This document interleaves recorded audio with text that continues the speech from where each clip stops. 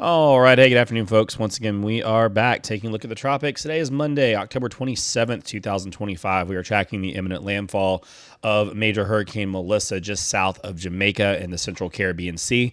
You see here on our satellite presentation here on the GOES 19 rather water vapor imagery. Pretty common, pretty basic setup here with what we got going on. We have Hurricane Melissa just south of Jamaica, and we have this upper trough starting to dig into the northern part of the Gulf, and a much stronger trough coming in to reinforce this across parts of the central U.S. Over the next couple of days, this is going to turn Melissa generally to the north and then eventually northeast, and then this secondary kick is going to come in and finish pulling her out to sea. But this will be a catastrophic, generational, you name it, any word you want to use, anything that you think is too hyperbolic probably is going to be apt to describe what's going to be occurring in Jamaica, and also to some degree parts of Cuba, the Turks and Caicos, and maybe even parts of far western Haiti. Over the next 2 or 3 days, this is going to be a very bad hurricane. We can go to the Afternoon Hurricane Center update as of 5 p.m. So this morning, Melissa became a Category 5 hurricane, something we pretty well forecast and anticipated. And maximum sustained winds currently, as of 5 p.m., are estimated at 175 miles an hour, making Melissa not only a Category 5, but potentially an extreme Category 5 hurricane.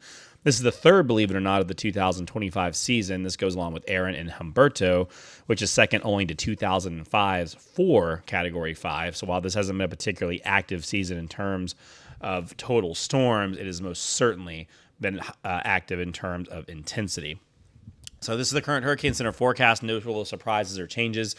Melissa is making that northward and northeastward turn as advertised and will come ashore overnight tonight in Jamaica. Landfall will likely be after midnight Eastern. By 2 o'clock tomorrow afternoon, she'll be moving right over Jamaica. Given the new track, it'll probably actually be more like tomorrow morning, it appears. They've actually pulled the timing back a little bit. But by 2 p.m., Melissa will be over land. And then moving across, hurricane warning obviously in effect for Jamaica. We also have hurricane warnings in effect for Eastern Cuba, where she could still be a major hurricane as she moves across. Jamaica will weaken the storm to a degree due to the higher terrain, but this will still be a major hurricane as it moves across. And then still be a hurricane in the Turks and Caicos and parts of the Bahamas as this moves off. And then interest in Bermuda, if we turn on the full forecast, as Melissa rapidly accelerates to the north. This will likely pass directly over Bermuda, where a hurricane is very likely, and a hurricane watch will likely be issued soon later this week by the National Hurricane Center. So we take a look at a couple things here this afternoon. There really isn't much left to forecast with Melissa. Unfortunately, every fear was realized with this one. This is a classic buzzsaw, hyper-violent hurricane. The afternoon or the mid-morning NOAA P3 Hurricane Hunter flight out of Lakeland actually had to abort their mission due to the raw violence of this hurricane. It actually had to go back and check their plane for structural damage. It was so strong that the planes couldn't even really get in there. And that could have just been hitting the wrong mesovortex at the wrong time. I don't want to overly overstate what that means. But it is very obvious that Melissa is every bit the hurricane that Maria, Irma, Dorian, last year, Milton, some of these hyper extreme top end hurricanes. Melissa is one of those. This is the satellite presentation again on Tropical Tidbits, IR presentation, and just unbelievably impressive hurricane. Very stable too. We haven't really seen any signs of that eye wall replacement starting yet. There's been a little bit of a shrinkage of the eye over the last maybe 6 hours. But looking at this right now, the cloud tops, the minus 80, 90 plus cloud tops in these pinks, where you have all of this white and uniform CDO, but then these cloud tops above that are just so impressive to see this through 3/4 of the storm, and feeding into that extreme inner pressure difference there. The water vapor imagery is also very interesting. As you can see the edge of the leading trough coming, but what's happening now is outflow is starting to extend and increase onto the northern edge of the storm, and you can see the outflow channel already well established down here towards Central America. So the hurricane is breathing exceptionally well, and the eye temperatures on the water vapor are some of the warmest we've ever recorded on modern satellite technology, even more so than some super typhoons out in the Western Pacific. So that kind of really indicates how dry and warm the eye is, which is kind of an inverse relationship with how strong the hurricane is. So a warmer, drier eye is bad news because that's more sinking air moving away from the eye, more substance and processes warming the eye internally. all of it's just generally bad news. Some of the recon data flights from earlier today, so we don't have any recon in there right now. We're waiting on the next planes to get in there over the next couple of hours, but we had some unbelievably impressive drops this morning. This is in the northeast eye wall from one of the Air Force hurricane hunters. And earlier today, and this is one of the things we need to stress about this landfall potential, Jamaica has some elevated terrain.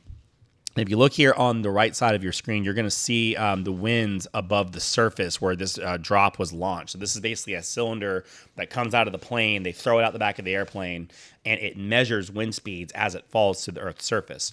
So it measured reliable wind gusts up to 210 knots, which is well into like 245 miles an hour. Now, that's not likely a sustained wind, but even if you were to average out 191, 185, 191, 193, even take the low end of that and call it 200 or 195 for a sustained wind, 175. I mean, you're talking about 180, 85 knots, which translates to miles per hour, which would be over 200, 210 miles an hour sustained winds.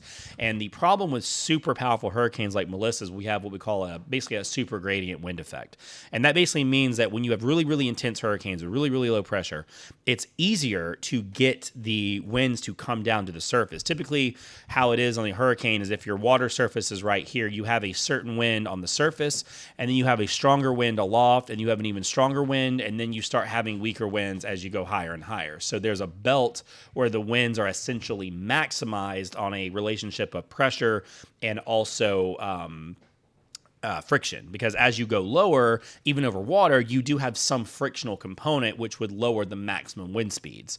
But in a really, really powerful hurricane like Melissa, sometimes these winds here can find their way down to the surface much easier than they would in a more classic, like traditional type hurricane. So this is certainly a storm that not to be messed with. I mean, this is going to be the worst hurricane that's ever hit Jamaica, and it no longer will even be a competition. Even with mighty Hurricane Gilbert from 1988, it's not even close. Secondary eye drop here. This is actually in the eye wall, or in the eye itself. A couple things to note. Notice how the temperature and dew point racing away from each other as you go aloft. This is that drying, warming air. And also this wind, this drop zone on the surface splashed at 908 millibars, but this was also at 21 knots of wind, which means this wasn't the actual true center. Rarely, you can get the drop zone in the dead center of the eye. It's almost impossible given what they're doing. It's like the world's hardest basketball shot. So typically what we'll do is when we see the winds being 21 knots, there is a correction coefficient to that, which means the central pressure is likely closing in on 900 millibars, which going sub 900 is very rare in the Atlantic. It's only happened probably 5-8 times in the satellite era. And Melissa looks like she's trying to join that club. Again, some notable ones like that. I believe this is very close to what Dorian maybe was at its max intensity. Maybe some other ones like that, but not many. I know Wilma and Milton were definitely sub 900. Camille was like 902, I believe. So we're getting into Camille, Dorian, type territory. So this is a just unbelievably strong storm. Unfortunately, the bad news is really that other than eye wall replacement cycles, there's really nothing to slow this hurricane down over the next 24 hours as it moves into Jamaica. This is the HAFS-A suite, one of these high-resolution hurricane models. They do pretty good with this kind of stuff. You can see here 908 millibars here this afternoon. This was a valid 21Z, so very good initialization from the suite here this afternoon. And the model actually brings Melissa down even further to 904, which possibly she's already at or very close to it. And then shows it maybe leveling off a little bit. It shows some kind of inner process is changing a little bit. It's kind of trying to indicate that maybe, I don't know if it's trying to show an eye wall replacement going on right there. You can see the eye gets a little smaller, then it gets a little bigger. These models do try to account for things like that. But one of the things you'll see is you keep looking in the center of the storm here, 905. So if I go back to that 21Z reading, so 908, 904, 906, 906, 908, 905, 907. The model essentially thinks that Melissa won't really lose any intensity. And as a reminder, she's currently at 175 mile an hour sustained winds. Maybe it could be closer to 180 by now. This is partially due to because there is actually even more warm water as she moves up towards Jamaica. So there's actually this sliver of even slightly warmer and deeper water. This is just sea surface temperatures. The oceanic heat content's very valid too. So as the core of the hurricane actually moves into Jamaica, there will be some disruption. with the mountains and whatnot, but there really is nothing at this point to slow this thing down. Even if it does undergo an eyewall replacement cycle, you might shave off the top of those Category 5 winds. You might get it back to Category 4, say 150, 155, but the hurricane will simply be much larger. It'll push more surge, and it will affect the winds it does have will affect far more people. So there's really no way to cut the cake at this point where it's not going to be terrible. Eyewall replacement isn't good news just because that max wind number came down. We see this effect in storms like Katrina. Oh, well, it, quote, weakened. Yeah, well, did it really? It just made it worse in a different way. So unbelievably just bad situation for Jamaica. Again, coming in more on that south to southwest side of the island. So Kingston being over there on the east side will definitely not see the worst winds. There only will be probably a 20, 30 mile swath on that right side of the storm where the worst winds occur. But whoever is in that 20, 30 mile wide swath, there will likely be abject, like, devastation. We're talking like pulverized debris. It's, debarked trees. That's the territory we're in with this one. Rainfall still comes also quite impressive. Still looking at 20 to 30 inches. Some of the rain's already fallen, so it's not like rainfall forecast necessarily came down. They've just, as the storm happens, the rainfall totals left to come will come down.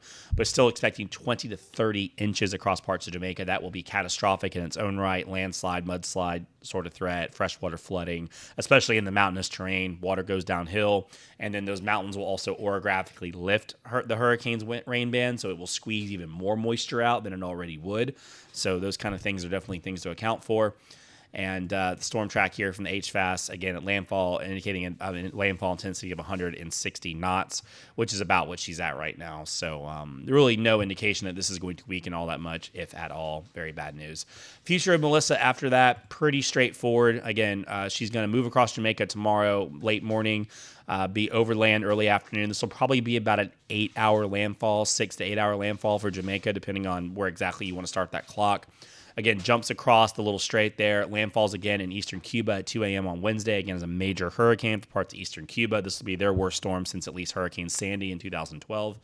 And then it moves across into the Turks and Caicos Wednesday afternoon, begins racing northward Thursday, and then is flying into Bermuda late Thursday night, and then is cleared by Friday morning. Bermuda will probably get a hurricane out of this, but it'll be a very fast-moving hurricane, probably just a couple of hours, but it'll be really rough when it does come through, given this forward speed.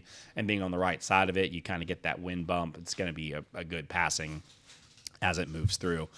And then that's it on Melissa. So again, you can see all the process is happening. Trough's coming in. It's going to start turning north, and a catastrophic landfall expected here tomorrow morning. We will probably have one more video in the morning just to recap what's happening as it moves in.